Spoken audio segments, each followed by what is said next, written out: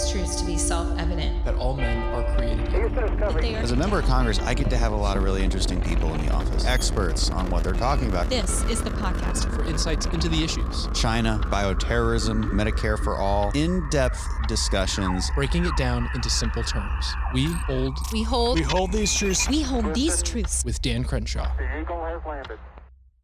SITREP 18, welcome back, folks. Thanks for joining us, covering the most interesting news from last week, arming you with the facts. And there's a lot of international news today. So let's start with the political violence in Colombia.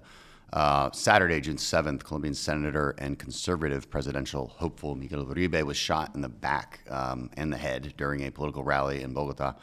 Video from the scene was pretty graphic, showed Uribe bloodied and with some head wounds. He's in critical condition at the moment, but stable. The attacker it was a 15-year-old minor, really just a hired gun by a third-party group that is yet to be discovered. Now, Uribe is a pre-candidate seeking to lead the conservative Democrat Center Party ahead of Colombia's 2026 presidential election. So this is a primary election that he's in. He's also he's the grandson of a former Colombian president as well. Now, it only got worse from there. A few days later, a set of coordinated bombings and shootings throughout Cali, Colombia, left at least 7 people dead and around 50 wounded. According to local authorities, the attackers set off at least 19 attacks on 10 June, targeting police facilities, municipal buildings, and civilians. The attackers used car bombs, motorcycle bombs, rifles, possibly a drone to carry out the attacks, which was reported by the BBC. They placed bombs in cars and motorcycles that were stationed near police stations. This is a pretty bad warning sign to see Colombia slipping back into a history of political violence and eroding the security gains that we've seen, and I've seen personally, having grown up there, as you might know. I spent 4 years of high school there, and I've seen it improve over the last 20 years, and this is not a good sign. In other places where there's not good signs, let's move on to the Middle East. On edge, as the Iran talks have basically collapsed. So nuclear negotiations between the United States and Iran really aren't working, and because of that, hopes for de-escalation is waning. As diplomacy has failed to produce agreed-to resolutions, the likelihood of a preemptive Israeli strike on Iran's nuclear infrastructure is continuing to rise. And so the region is bracing for impact. On Wednesday evening, the U.S. State Department ordered all non-essential personnel to leave the U.S. Embassy in Baghdad and approved voluntary departures from embassies in Bahrain and Kuwait. We have a lot of Americans there, so it's a big deal.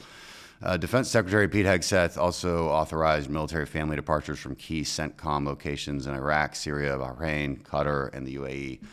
So Iran's defense minister warned that any Israeli attack or increased pressure from the West would trigger direct strikes on U.S. bases in the region. And we'll see if they really mean that. Now, also, this week, the International Atomic Energy Agency, international organization under the UN that monitors nations' compliance with nuclear treaties, like the Iran nuclear deal that was made by Obama and Biden.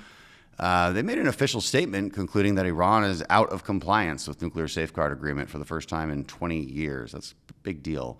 In response to this, Tehran unveiled a third uranium enrichment site and plans to accelerate production by installing next-generation centrifuges. So they're not backing down; they're speeding up.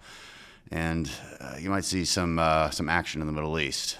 There is a 6th round of nuclear talks still scheduled for Sunday in Oman, but I don't think any of us are holding our breath on success there. We shall see.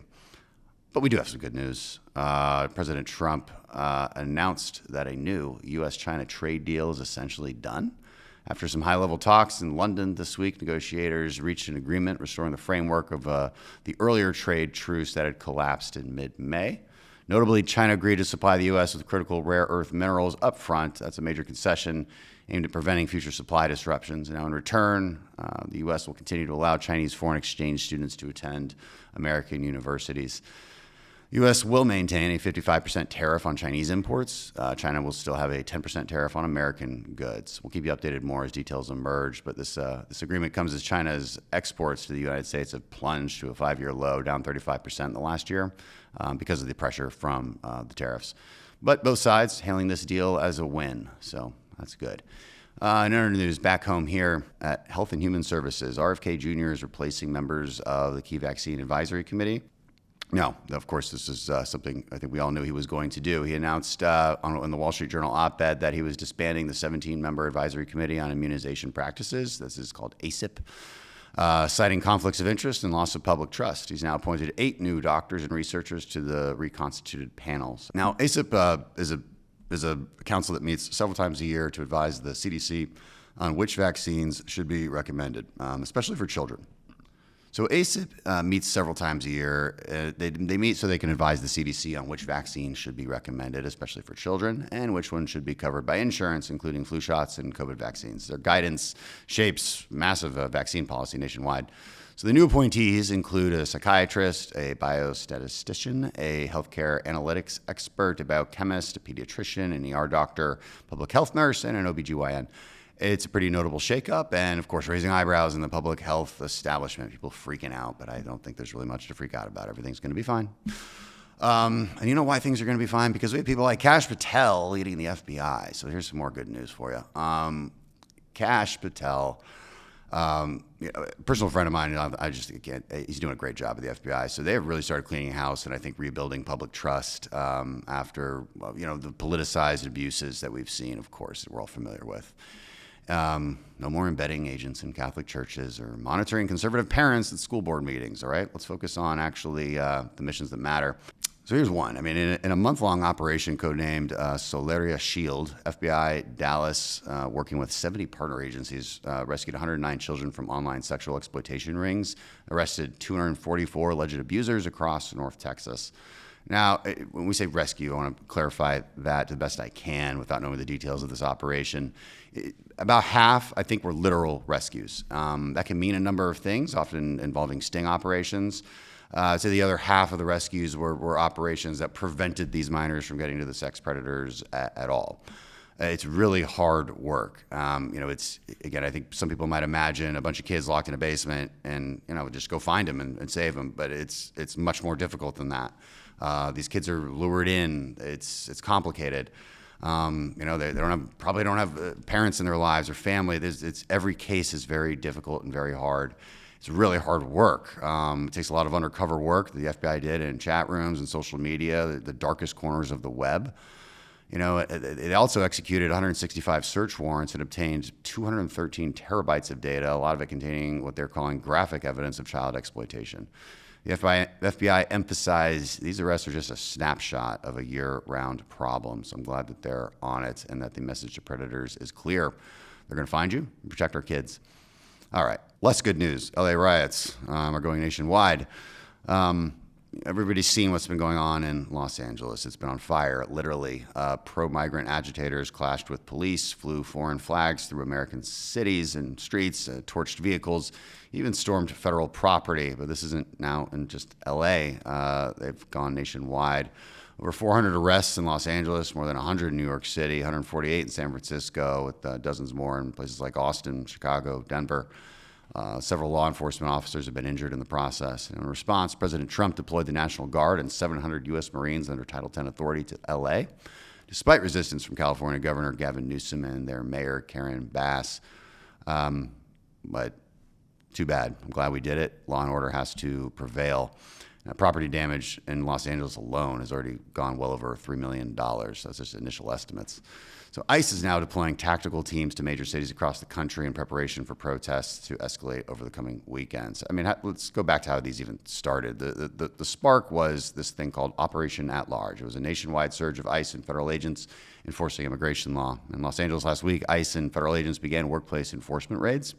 And radical groups like the Coalition for Humane Immigration or Immigrant Rights, it's called CHRLA, is the acronym, activated a rapid response network. So what they did is they blast texts out to migrants and activists when agents were nearby. And the result, crowds of protesters came confronting federal officers on the ground. Now it's coming to light that this organization, CHRLA, and similar organizations are possibly backed by taxpayer dollars. IRS filings revealed CHRLA received $34 million in government grants, including $750,000 from the Biden administration. According to the FBI director, Kash Patel, the Bureau is actively investigating the financial and logistical support behind these riots. Personally, just on social media, I've seen people opening up, like, say, New York, about how they've gotten text messages and offers of $200 if they'll go protest. So you can see that there's obviously a massive organization behind this. Now, in Congress, some of us are also taking action. This week, I introduced the Riot Act, which would make any non-citizen, so think a DACA recipient or even a permanent resident, who is convicted of assaulting police during a declared emergency, eligible for immediate deportation with a lifetime ban from re-entry.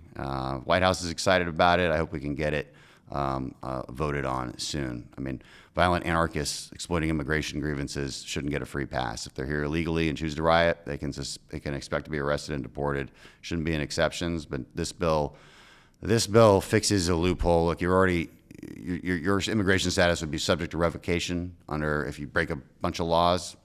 Rioting just doesn't happen to be one of them, so we're making it one of them. All right, now on to the media bias of the week. The award goes to the New York Times this week, blaming conservatives, claiming that online right influencers are responsible for, quote, building up the riots in Los Angeles by spreading disinformation about the severity of the protests, as if we can't literally see it.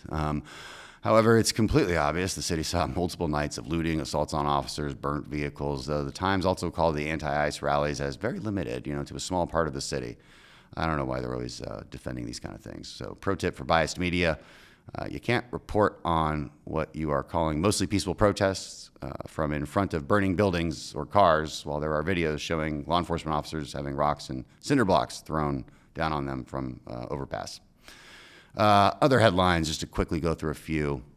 Number one, maybe the breakup isn't so bad. Elon walked back a lot of previous tweets criticizing President Trump and publicly apologized on X early Wednesday morning and deleted several of the viral posts. That's good. Here's another one. EPA Chief Lee Zeldin, doing a great job, by the way, announced a proposal to repeal this Biden-era regulation on fossil fuel power plants, something we fought on our Committee on Energy and Commerce quite a bit. He's also announced another proposal last week to approve Texas primacy for Class 6 injection wells. I get most of you have no idea what we're talking about, but the energy industry needs this stuff, and it's something I've been fighting for a long time, and happy to see this finally move in the right direction. Basically, what this does is it simply allows the companies to inject CO2 back into the well.